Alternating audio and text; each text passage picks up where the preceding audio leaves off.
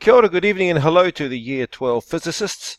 Here's a little wee video to talk about how to find the nature of the image and the location of the image using ray diagrams if you're going to do a convex mirror.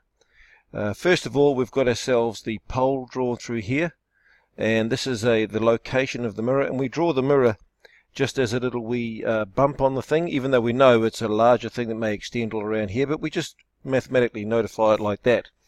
Then we put in the focus, that's a focus point, and the focal length is a negative. It's a negative 24 centimeters is what I'm going to use here. We next need to put in the location of the object, and there it is, and we write the dou in there, and for this question I'm going to use dou is equal to 36 centimeters. I probably should have written f as negative 24 centimeters before, but it's the same unit. To find the location of this image, we first of all consider this object here, which is an ordinary standard object. We often draw them as an arrow. It's easy to draw. We know exactly where it is, and we know which is the top and which is the bottom. There are millions and millions and millions of rays coming off this thing, but we just choose two. We choose two. You can do three, but I'm going to be making it easy for us and just choose two. First one is a ray that comes in parallel to the pole, parallel to the principal axis, rather, and it will be reflected as though it goes from the virtual focus. This is a virtual focus, and the focal length is negative 24.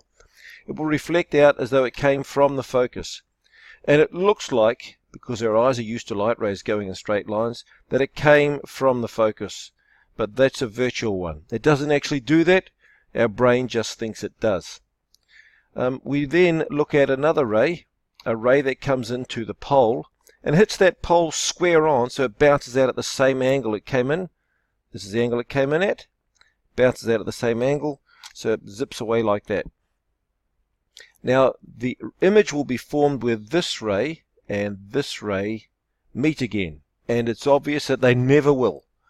So we need to look at virtual images. So this ray here also has a virtual part of it. It looks like it came from out here, and if we put our eye out here, our eye would think the light ray came from up here, so I put that in.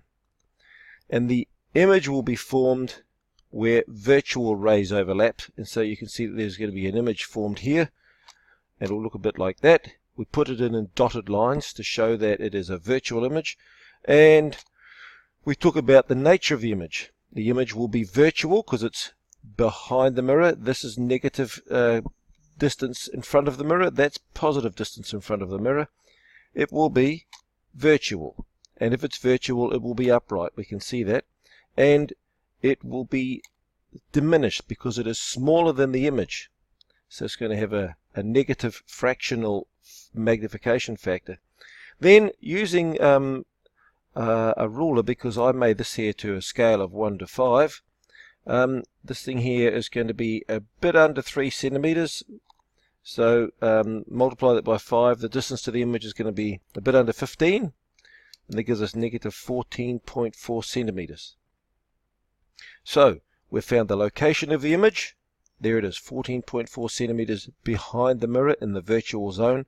We've got the nature of the image, and I'll make another YouTube clip to talk about how to do this mathematically using the Descartes formula.